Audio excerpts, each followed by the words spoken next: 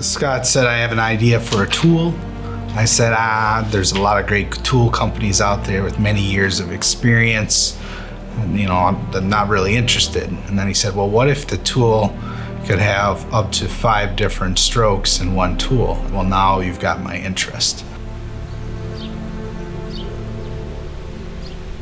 In college, when I was polishing boats, big yachts down at the marina, you're up on a scaffold, you're up on a ladder, and you have limited space around you. You have cords hanging, you have your polish and different things like this. And so you're wishing you would have had that other tool that's 20 feet away because you have to either sand something or do whatever. I think a professional detailer is really going to find the advantage of this tool because they can ultimately change the orbit or the machine action at the spin of a dial and really maximize their efficiencies by being able to quickly shift into a lower orbit.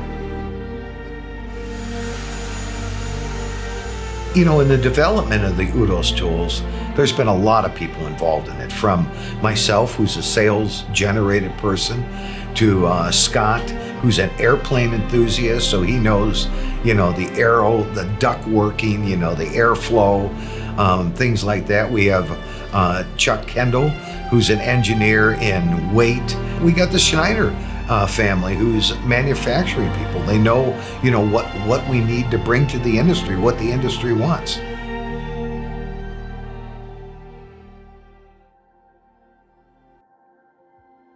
We had a lot of different options that we've developed on how to do it, and figuring out the one that would be the best, both from a production standpoint and a usability standpoint. One of the things that I was, the early prototypes were not user-friendly. And there was times where I'm like, if this is what we can do, we're not gonna do it.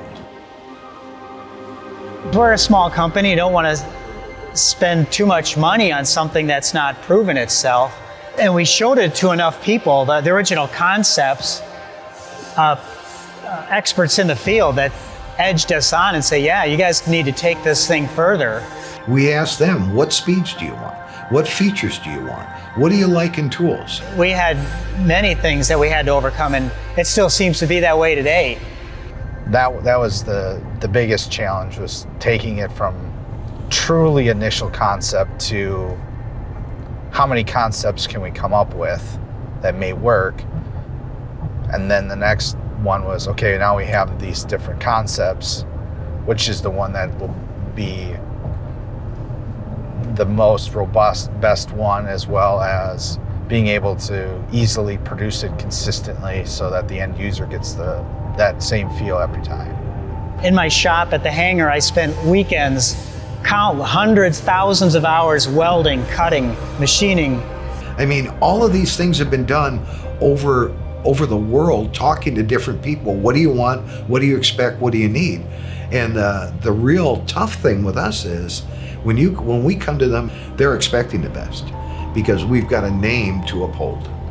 When we launched I guess you could call it the concept back in 2018, we had people fly in that weren't expecting to go to Automechanica, flew in just to see this tool and the concept behind it because it was so different than anything that anyone's ever come out with. And that blew me away. Because you have to have these victories every now and then to make it worthwhile, so you don't feel like you're getting run over by a bus every day. After talking with people both at Automechanica and at SEMA, it really changed a couple aspects of the design and features of the tool for the better of the end user. So now it's crunch time. We've got the tools they're being manufactured as we're sitting here. We'll be assembling the tools here for delivery and at the end of this month.